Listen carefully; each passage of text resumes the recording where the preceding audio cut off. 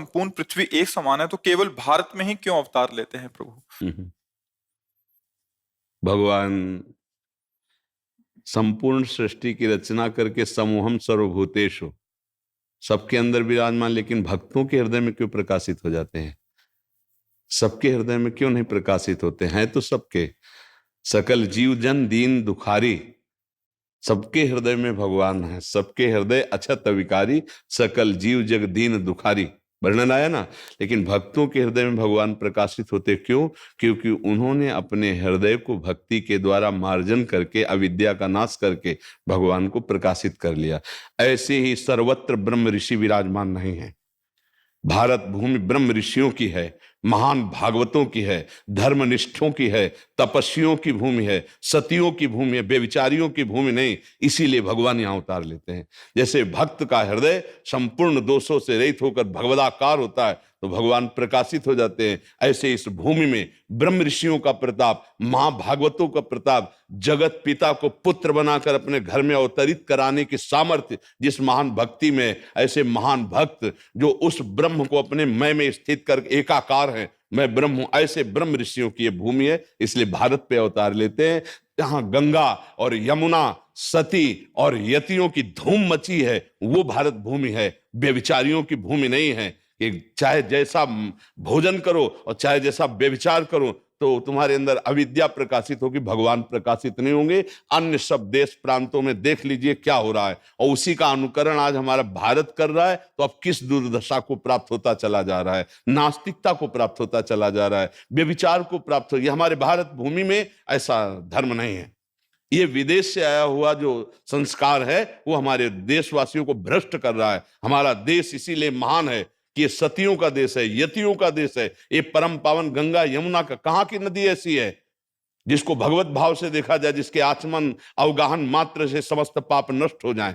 कहां की रज ऐसी है जहां की स्पर्श की याचना बड़े बड़े ब्रह्म ऋषि करते हैं? ये वृंदावन धाम, अवध धाम, काशी धाम, द्वारिका, ये कैसे महान मान ये है कहीं?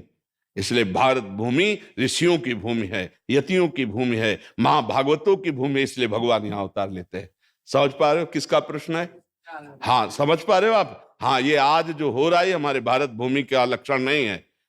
ये बाल अवस्था से लेकर व्यभिचार जो प्रारंभ हो जाता है, गर्लफ्रेंड बॉयफ्रेंड, ये लिव इन रिलेशन, ये गंदी बातें हमारे देश की नहीं है। ये हम दूसरे देशों का अनुकरण कर रहे हैं, दूसरे देश वाले हमारे देश का अनुकरण करना चाहते हैं।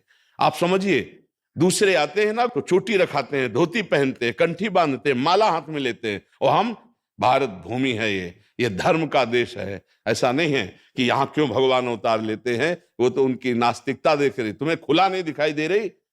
यहां की भूमि का प्रताप नहीं दिखाई दे रहा है? जहां की रज, जहां का जल, जहां की वायु महान पावन है। हमारे देश का जैसा कहां देश हो? अपने पातिव्रत धर्म से यमराज की भी बुद्धि को चकरा दिया ऐसी सतियां, अपने पातिव्रत धर्म से ब्रह्मा विष्णु महेश को 6-6 महीने का बालक बना दिया ऐसी सतियां, अपने यति धर्म से ब्रह्माकार वृत्ति, भगवदाकार वृत्ति, ये कहां मिलेगी आपको? स्वर्ग और नरक से ज्यादा कहीं वर्णन नहीं है बाहर।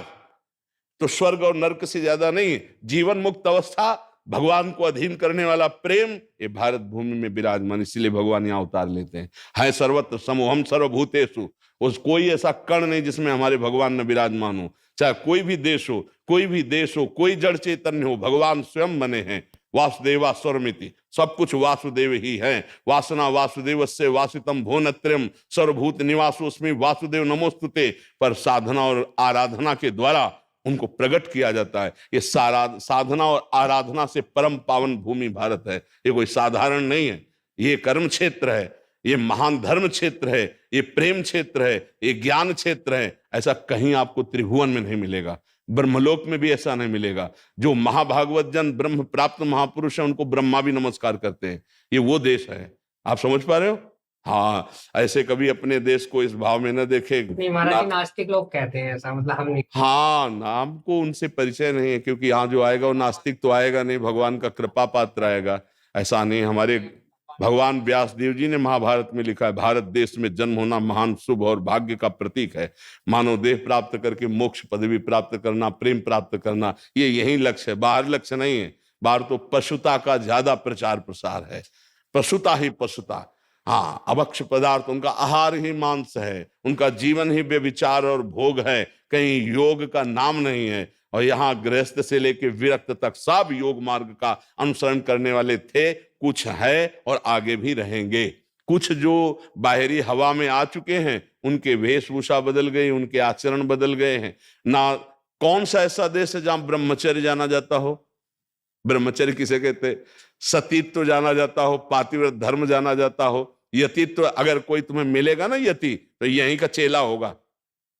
ध्यान रखना, भारत का ही चेला होगा। अगर कोई तुम्हें यति दिखाई दे तो भारत का ही चेला होगा। दुर्भाग्य है कि अपने देश के महानता को न जानकर हम दूसरे का अनुसरण करते हैं। यह दूसरे का अनुसरण, हमारा देश जो है, हाँ, भगवान का परम पावन देश है। भगवान सर्वत्र हैं। अब आप विचार करके देखिए, भगवान सर्वत्र हैं, सब में हैं। आप यहाँ क्यों आए हैं?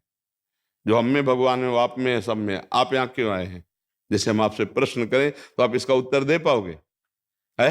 हाँ, तो इसीलिए समझ नहीं तो आप सीधे उत्तर दे सकते हो कि जो हम नहीं कर पाए वो आप कर लिए हो, इसलिए मैं आया हूं आपसे मिलने। जहां मैं फिसल गया हूं आप खड़े हो, इसलिए मिलने आया हूं। जो करना चाहे वो आपने कर लिया, इसलिए आपके दर्शन करने आया हूं। जो करना चाहे वो मैंने नहीं किया, इसलिए मुझे पश्चाताप हो, वही पुनः करना चाहता हूं। साफ बात है।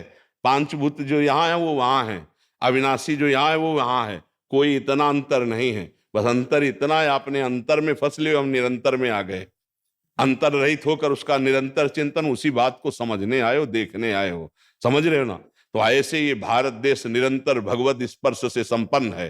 कोई ऐसा कोना नहीं जहां भगवत प्रेमी महात्मा न रहता हो, भगवत बोध। आज भी भले दंभ और पाखंड का तांडव हो रहा है, लेकिन उनके बीच में सत्य तो विराजमान है ही। अगर सत्य नोट ना होता तो नकली नोट ना बनता। अगर नकली बना है तो उसका असली कहीं है, खोजो, असली प्राप्त हो जाएगा। तो बस बात ये समझनी, एक महात्मा जहां विराजमान होता है, योजनों की भूमि परम पावन हो जाती है, बंदनी हो जाती है। यहाँ तो गली गली महात्मा है। दृष्टि हो तो हमारी दृष्टि में यदि दंभ और पाखंड का चश्मा है तो हमें सब जगह दंभ पाखंड दिखाई देगा। अगर सत्य का चश्मा है तो सब जगह सत्य विराजमान, ये अनुभव में आएगा। आभा सिंह जी,